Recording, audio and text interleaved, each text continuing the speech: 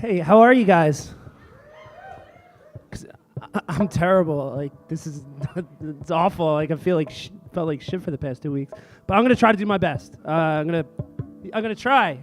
And you guys are in luck because I'm your second super woke white dude in a row coming up here. So it's like really I feel you guys are in luck. All right, so let me start out. A lot of misconceptions about the work that I do.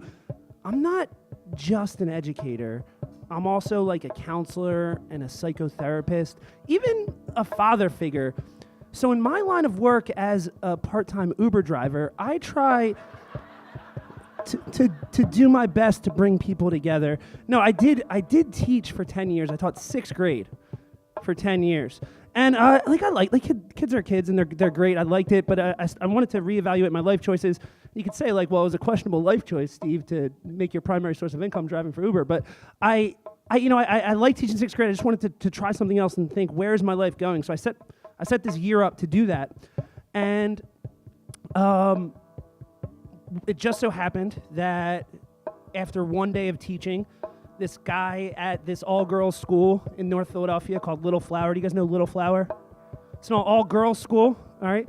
He quit after one day, and so now I am a part-time Uber driver and part-time theater teacher at an all-girls school. And so I interviewed on a Monday, started the next Tuesday, like dove right in.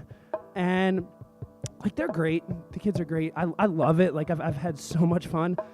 They got me really into Hamilton. Do you guys know Hamilton?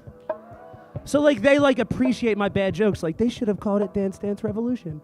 And because it's, all right. Sorry, I thought it was a great joke. All right, sorry. And like we joke around, like they're like, I'm like, I'm trying to set an example for you girls, and they're like, as a strong, independent woman, and I'm like, yes. And so, and they say like incredible, like thoughtful things, like we read Shakespeare, and I was like, what do you think it means when Shakespeare says, "Thy eternal summer shall not fade"? And this one girl, like, she's thinking, she raised her hand, she's like, Mr. Clark, doesn't that mean like black don't crack? I was like, yes. You passed for the year, yes.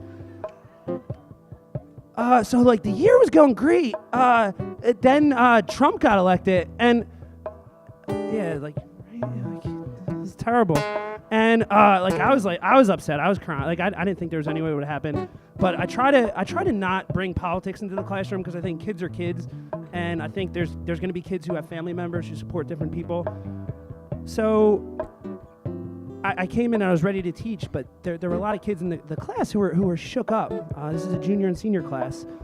And so I thought I should say something. So what I said to them was, it's a tough time right now. People on both sides are being mean. Let's just do our best to stand up and be nice. And some of the girls are like on the verge of tears. And this one girl raises her hand. She's like, Mr. Clark, like, I'm sorry, like towards the end of class. She's like, I'm really sorry, but for the first time in my life yesterday, I got chased home by a car full of guys, and I ran crying into a Wawa, and I called my dad, and like, is this just the way things are now? And I started, like, it's the end of class, I'm like, I love you guys, I'm sorry, go. And so they left, and so I spent a lot of time thinking, like, what can we do now? Like, these are young, impressionable girls who have to live with this guy. And I'm sorry if you're a Trump supporter, because I'm not necessarily coming out against Trump supporters. I don't think that they're all bad. This is getting really, like, preachy. I apologize. But, I want to tell you the hopeful thing that I found.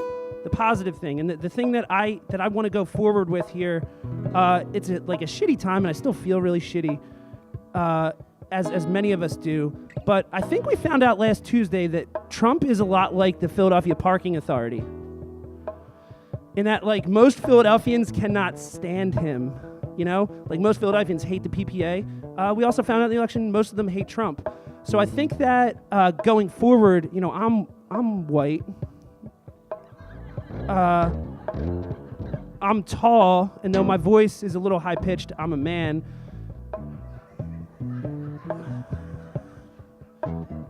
So I'm not under any kind of threat, here. But what I think that I can do, and what I think that we can do, is we can actively look out for those people who are women, immigrants, people of color, and I think that we can do our best to let them know that we have their back actively, that Philadelphia is a safe place for them. Thank you.